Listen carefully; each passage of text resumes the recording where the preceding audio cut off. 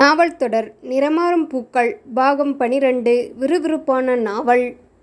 ஏம்மா இத்தனை மோசமான ராட்சசியா இருக்காளே, இப்போ கூட சீனுவோட அம்மா பயந்து நடுங்குறாங்க.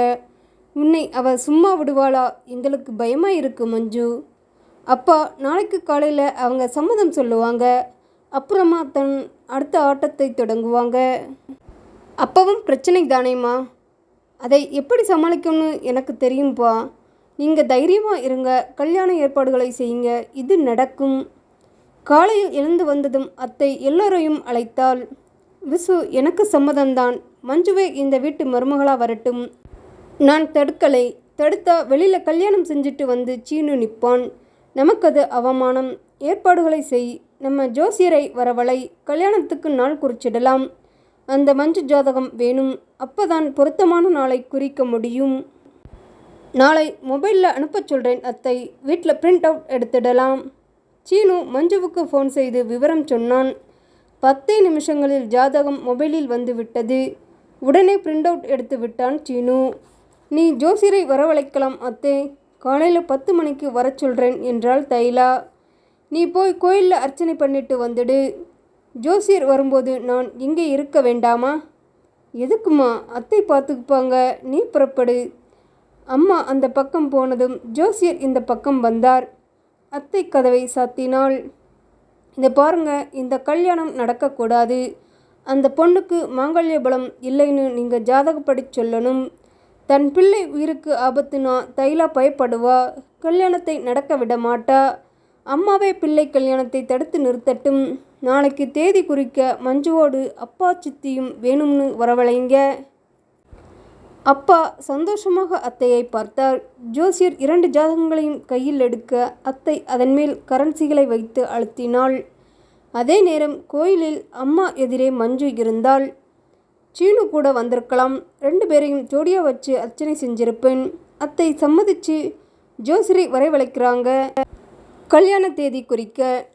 இல்லைம்மா, கல்யாணம் தடுக்க ஏற்பாடு நடக்குது. நீ என்ன சொல்கிற மஞ்சு? பொறுங்க, கொஞ்ச நேரத்தில் எல்லாம் தெரியும். அதனால தான் சீனு கோயிலுக்கு வரலை. எனக்கு ஒன்றுமே புரியலை மஞ்சு. இப்படி அப்பாவியாக இருந்த காரணமாக தான் அத்தை ஆட்சியை இன்னும் தன் கையில் வச்சுருக்காங்க. நான் வந்து எல்லாத்துக்கும் வழி பண்ணுறேன். நீங்கள் 2 பேரும் ஒரு பிரச்சனையும் இல்லாமல் வாழணும் மஞ்சு. தூய்மையான ஒரு தாய் மனசார வாழ்த்தும் போது எப்படி வாழாமல் இருப்போம்? சீனுவின் ஃபோன் வந்தது. மஞ்சு பேசினாள். சரி, நீ பிடிச்சி வை. அத்தையை அனுப்பிட்டு நான் வர்றேன். என்னம்மா நடக்குது? என்ன நடக்கும்னு நான் எதிர்பார்த்தேனோ அது நடக்குது. உங்களை வச்சே இந்த கல்யாணத்தை நிறுத்த ஏற்பாடு நடக்குது. அது ஒரு காலம் நடக்காது. நீங்கள் எல்லாம் தெரிஞ்சுக்கணும் அம்மா. என் கூட நீங்களும் வாங்க.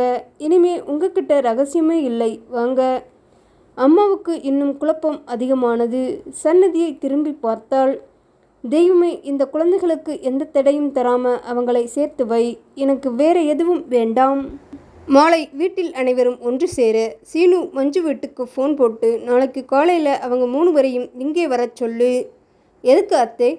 ஜோசியர் ஜாதகங்களை எடுத்துட்டு போயிருக்கார். அவர் கல்யாண தேதி குறிக்கும்போது பெண் வீட்டாரும் இருக்கிறது தான் முறை. அவர் 3 தேதிகள் தருவார். மஞ்சுவுக்கு இடையூறு இல்லாத தேதியை குறிக்கணும். சரி அத்தை, அம்மா இதையெல்லாம் பெரியவங்க பேசணும். நீ மஞ்சுவோட சித்திக்கிட்ட பேசு.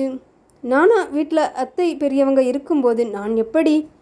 அத்தையோட ஆட்சி முடிஞ்சிச்சு. உன் ஆட்சி தொடங்குற நேரம் வந்தாச்சு. நீதான் இனி முடிவுகளை எடுக்கணும். அத்தையின் முகம் வெளிரியது. என் ஆட்சியை முடிவுக்கு கொண்டு வர இனி ஒருத்தர் பிறந்து வரணும்டா. அம்மா ஃபோன் செய்து விவரம் சொன்னாள். அப்பா முகத்தில் அனல் வீசியது. மறுநாள் காலை மஞ்சு குடும்பம் வர அம்மா சீனு வழக்கம் போல உபசரிக்க அத்தை அப்பா அதே அலட்சியத்தில் இருக்க ஜோசியர் வந்து விட்டார். அத்தை முகத்தில் இருமாப்பு. இன்னும் 5 நிமிஷத்தில் உங்கள் கல்யாண கோட்டை நொறுங்க போகுதுடா. சொல்லுங்க ஜோசியரே, காதலிச்ச காரணமாக பொருத்தம் இனி அவசியம் இல்லை. ஆனாலும் முகூர்த்தம் குறிக்க 2 தேதிகளும் வேணுமில்லையா? 2 ஜாதகங்களையும் பார்த்தாச்சா? அவர் நிறுத்த. என்ன தயக்கம்? எதுவானாலும் சொல்லுங்க ஜோசியரே. இத்தனை பிரமாதமான பொருத்தங்கள் உள்ள ஜாதகத்தை நான் இதுவரைக்கும் பார்க்கலை. இவருக்காகவே பிறந்த பொண்ணு இது. நான் 3 தேதிகள் தர்றேன், நீங்கள் தேர்ந்தெடுத்துக்கங்க. அத்தை அப்பா இருவர் முகமும் இருட்டுக்கு தாவ. அம்மா, ஜோசியருக்கு ஸ்ட்ராங்காக காஃபி கொடுங்க. அத்தை, நீ உள்ளே வா. மஞ்சு, நீயும் தான். அம்மா, இனி உங்ககிட்ட எந்த ரகசியமும் இல்லை. நீயும் உள்ளே வா. 4 பேரும் உள்ளே வர, அத்தை இந்த வீடியோவை பாரு. அவன் ஓப்பன் செய்ய, ஜோசியர் எதிரே மஞ்சு, சீனு, தைலா 3 பேரும் நிற்க. நடந்ததை நீ சொல்லலைன்னா நேராக போலீஸ் ஸ்டேஷன் தான். கட்டி தொங்க விட்டணுமா என்ன? சொல்லு, அத்தையம்மா என்ன சொன்னாங்க? அவன் அப்படியே ஒப்பித்தான். வாங்கிய பணத்தையும் சொன்னான். இந்தா, அதுக்கு மேலே நான் தர்றேன், பிடி. வீடியோ முடிந்தது. எப்படி மஞ்சு, வீட்டாருக்கு இதை போட்டு காட்டலாமா? அக்கா, உங்களுக்கு எதுக்கு இத்தனை வன்மம்? என் பையன் தன் மனசுக்கு பிடிச்ச பொண்ணோட வாழ்கிறது. உங்களுக்கு என்ன கஷ்டம்? ஏன் இத்தனை கேவலமாக இருக்கீங்க? ஏய் தைலா, என்னையா நீ கேள்வி கேட்குற? அம்மா, கேள்வி கேட்காதுங்க, மூஞ்சில் காரி துப்புங்க. நீங்கள் செய்ய மாட்டீங்க, நான் வந்து செய்கிறேன். என்னடி ஓவராக பேசுகிற? என்னை யாருன்னு நினச்சே? அது கொஞ்ச நாளில் ஊருக்கே தெரிய போகுது. சி, வெளியில் வா. வந்து நாங்கள் தேர்ந்தெடுக்கிற நாளை ஏற்றுக்கோ. வெளியில் வந்து அதுதான் நடந்தது. அடுத்த 10 நாட்களில் நல்ல ஒரு முகூர்த்தம் இருக்க அந்த நாள் குறிக்கப்பட்டது. கல்யாணத்துக்காக நாங்கள் என்ன செய்யணும்? மஞ்சு அப்பா கேட்க, மாமா, நீங்கள் எந்த செலவும் செய்ய வேண்டாம், நாங்கள் பார்த்துக்கிறோம் என்று சீனு சொல்ல, அதப்படி பொண்ணை பற்றவங்க தான் செய்யணும். இதெல்லாம் பெரியவங்க பேச வேண்டிய சங்கதி. என் தம்பி பேசுவான். தேவையில்லை, என் கல்யாணம் இது. நான் சொல்கிறபடி தான் நடக்கணும். நானும் எங்கள் அம்மாவும் உங்கள் வீட்டுக்கு வர்றோம் மாமா. அவர்கள் புறப்பட்டு போக, உங்கள் அப்பாவை அலட்சியப்படுத்துறியா சீனு? அவன் இல்லைன்னா இந்த கல்யாணம் நடக்காது. ஏன் நடக்காது? அவருக்கா கல்யாணம் நடக்கப் போகுது?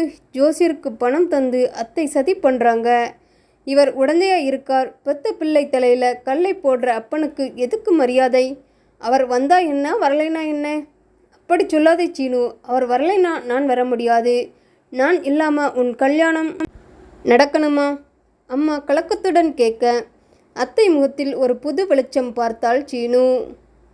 உன்னை அவமானப்படுத்துகிற பிள்ளை கல்யாணத்துக்கு நாம் 2 பேரும் போக வேண்டாம் பிசு. சீனு அத்தையிடம் வந்தான். எங்கள் அம்மாவை வரவிடாமல் தடுத்தா இந்த கல்யாணத்தை நிறுத்திடலாம்னு யோசிக்கிறே. பலான வீடியோவை அப்பா போலீஸ் ஸ்டேஷனில் பார்க்கட்டும். ரகசியமாக அவன் அத்தை காதில் சொல்ல அத்தை மிரண்டாள். சரி, உங்கள் அப்பாவை எல்லோரும் சேர்ந்து சபிக்காதீங்க. கல்யாணத்தை நடத்தி தொலைங்க. அப்படி நடக்கணும்னா பணம் வேணும். அதுக்கு என்ன செய்ய சொல்கிற? உள்ளே வா. உன் பேங்க் அக்கௌண்ட் தகவல்கள் எல்லாத்தையும் நாங்கள் திரட்டியாச்சு. நான் சம்பாதிக்க தொடங்கி வீட்டு நிர்வாகத்தை நீ நடத்தி மிச்சம் பிடிச்ச பணத்தை காட்டு. முடியாது. அப்போவே உன்னை கழுத்தை பிடிச்சி தள்ளணுமா? உனக்கு வருமானம் இல்லை. போலீஸில் புகார் தரவா? உன் கணக்கில் ஏது இத்தனை பணம்னு கேட்க சொல்லவா? அப்பாவுக்கு அத்தனை சம்பளம் கிடையாது. அவர் லஞ்சம் வாங்கின பணத்தை உன்கிட்ட தந்ததா புகார் தரவா? என்னடா இப்படியெல்லாம் பேசுகிற? அப்போ உன் கணக்கை காட்டு. இப்போவே என் கூட பேங்குக்கு வா. உன் கணக்கில் உள்ள அத்தனை பணமும் என் அக்கௌண்ட்டுக்கு மாறணும். அதில் உங்கள் அப்பா பணமும் உண்டு. இருக்கட்டும், அப்பா பணம் மகனுக்குத்தானே சொந்தம். வா என்னோட.